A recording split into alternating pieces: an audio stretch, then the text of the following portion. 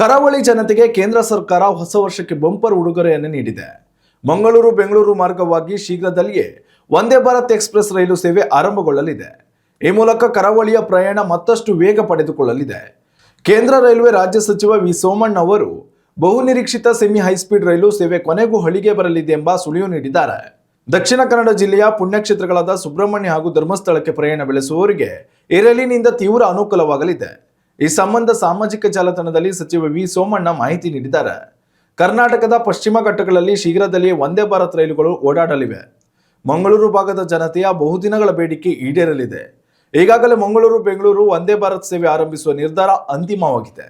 ಸಕಲೇಶಪುರ ಮತ್ತು ಸುಬ್ರಹ್ಮಣ್ಯ ರಸ್ತೆಯ ನಡುವಿನ 55 ಕಿಲೋಮೀಟರ್ ಘಾಟ್ ವಿಭಾಗದಲ್ಲಿ ವಿದ್ಯುದೀಕರಣ ಕಾರ್ಯ ಪೂರ್ಣಗೊಂಡ ಬಳಿಕ ರೈಲು ಸೇವೆ ಆರಂಭಿಸಲಾಗುತ್ತದೆ ಎಂದು ಮಾಹಿತಿ ನೀಡಿದ್ದಾರೆ.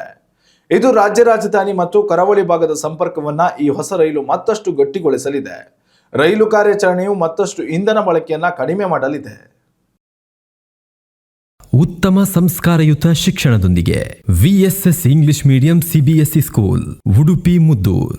ನರ್ಸರಿಯಿಂದ 10ನೇ ತರಗತಿವರೆಗೆ ಶಿಕ್ಷಣದ ಜೊತೆಗೆ 5ರಿಂದ 10ನೇ ತರಗತಿವರೆಗಿನ ವಿದ್ಯಾರ್ಥಿನಿಯರಿಗೆ ಉತ್ತಮ ಹಾಸ್ಟೆಲ್ ಸೌಲಭ್ಯವೂ ಇದೆ. ನಿಮ್ಮ ಮಕ್ಕಳ ಪ್ರವೇಶಾತಿಗಾಗಿ ಈ ಸಂಖ್ಯೆಗೆ ಕರೆ ಮಾಡಿ.